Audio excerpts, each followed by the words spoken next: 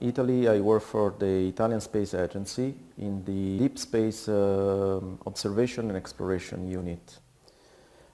Today I will talk about orbits and their properties, so orbital dynamics.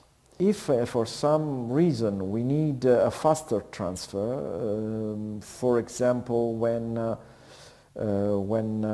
human flight is involved, when we have astronauts, and time is also a valuable parameter, possibility is to use a one tangent burn transfer. So we have a tangent burn at the departure. When we intersect the final orbit, we have a delta V that is not tangent with the velocity, so it rotates the velocity vector besides changing its intensity.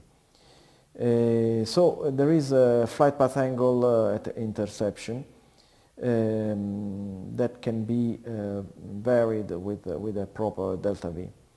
Of course, there is an infinite number of possible transfer orbits, and the time of flight and the size depend on case by case. Now, in general, the delta V to change from one velocity to another one with a flight path angle can be computed with this simple formula, where of course when you have a flight path angle equal to 0, you go back to a simple Hohmann maneuver. Sometimes it is necessary to change the orbital plane. For example, the inclination is not the right one. If you consider, for example, launching from high latitude launch ranges in Russia, it is not straightforward to reach a geostationary orbit on the equatorial plane. In fact, as we mentioned already, the minimum inclination for a direct launch equals the latitude of a launch range.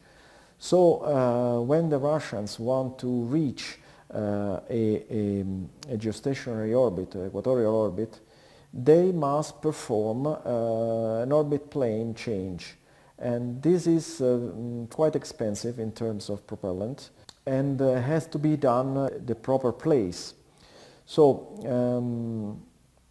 the delta V must be perpendicular to the orbital plane and therefore to the initial orbital velocity vector. If the orbit size remains unchanged, then we have a simple plane change, and we can easily obtain the delta V considering this composition of initial velocity vector and final velocity vector separated by a theta angle. If, on the other hand, besides changing plane, we want to also change the size of the orbit, then it's good to combine these two maneuvers into only one maneuver. And in this case, we change both the direction and the magnitude of the velocity vector.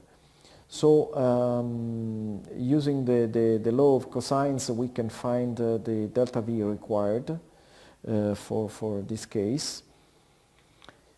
And the selection of transfer orbit can be done on the basis of several considerations. For example, if we use high energy transfer, as a typical acceleration, we can reach also 10 Gs. So it's very high accelerations. It is not, for example, suitable for human space flight. The advantage, of course, is a rapid transfer. The disadvantage is that it uses more energy than it would be necessary, So it's more expensive. Plus it has the same disadvantages of Oman transfers. That means it has to, for example, some thermal problems, can't use spacecraft subsystems during the transfer and so on. For example, the Oman transfer, you have a typical acceleration between 1 to 5 Gs. The advantages are that this is very well known, is a traditional, is a very conservative type of transfer, very efficient. It is the most economical from the propellant point of view. The disadvantages is that, as I said, it has to pass through Van Allen belts, and this kind of transfer is quite slow, so the time needed to pass through the belts is not negligible. If you have a failure, as I said, once you have performed the final burn, it's very difficult to recover from such an error. If you have a failure in the last burn, for example, it is very difficult to reach the final orbit. Then we have low thrust biochemical propulsion. These has some advantages, for example, the high efficiency, the low engine weight, the better failure recovery.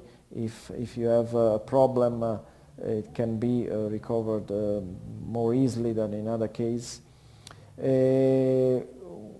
Among these advantages, I would underline the fact that to transfer to GEO, for example, you need 3 to 4 days, so it takes time, and this gives you more time in the Van Allen belts and so on.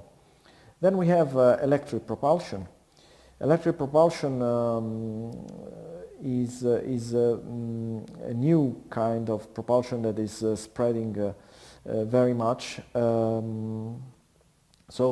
Since we have a very high specific impulse engines, you can reduce a lot the mass of propellant. Every failure is very easily recovered. Since the transfer takes time, you can easily recover from an error. You can determine the orbit more accurately, and among these advantages, the transfer to GEO takes from 2 to 6 months, very high radiation exposure, and it needs autonomous transfer for cost efficiency, because keeping a team of operations in charge for 6 months is very expensive. So to avoid this, a high degree of autonomy is required.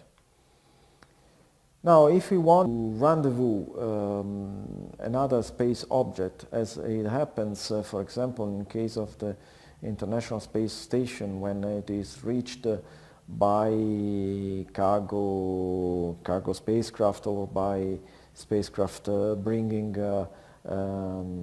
new astronauts to the station, the way to make this possible is to have a precise timing, and this is obtained using phasing orbits. So what we must attain is that both the chaser and the target must coincide at the same point at the same time. Now, the phasing orbit makes the interceptor achieve the desired geometry relative to the target before initiating the Orman transfer.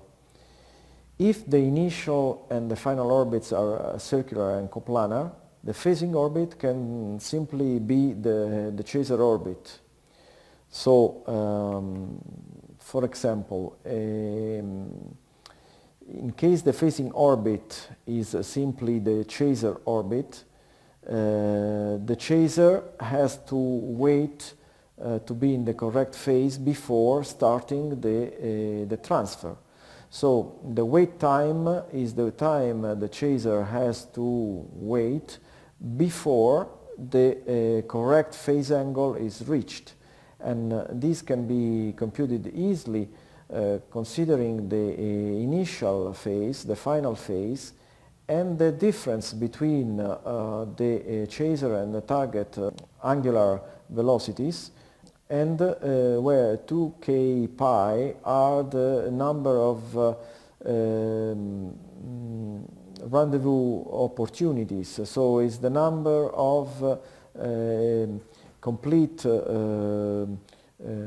orbits that can be included to obtain the same phase relation. Now the lead angle is the angle between the target spacecraft and the position where it will be reached. Is of course given by the time of flight times the angular velocity of the target, and consequently we can compute the final phase that is exactly 180 degrees minus the lead angle. So in that expression, the denominator of the wait time represents the relative motion, that is the difference between the two angular velocities. Now, if as the size of the chaser orbit approaches that of the target orbit, the wait time tends to infinity, so it increases consequently. If the two orbits are exactly the same, the chaser must enter a new phasing orbit, otherwise it will never reach the target. So in this case, the rendezvous occurs at the point when the chaser enters the phase orbit, and the period of the phase orbit equals the time it takes the target to get to the rendezvous point. So of course it can be chosen an orbit that is lower, and so the chaser will move faster, or a higher orbit where the chaser will move slower and will reach, for example, a target that is behind him. For interplanetary trajectories, interplanetary missions, a general consideration must be done. So this is actually a system involving many bodies, and is not easily solved because all these accelerations actuate at the same time. What is usually done by space agencies is to use methods involving Lagrangian formulation of the problem. So the spacecraft trajectory is expressed by a multidimensional function that can be optimized with respect to some selected variables, for example the propellant, through variation methods. So what we have is a multivariable function in a multidimensional space that can be optimized, looking for the minimum with respect to some variable, for example, as I said, the propellant. The fact is that the absolute minimum is not easily identified. It is the solution that is reached is influenced by the initial guess that is required by these methods. So if we have an initial guess that is quite far from the optimal solution, we will not reach the real minimum, but just a local minimum. And so before the use of this kind of approach, it is required to carry out a study of the physics of the mission.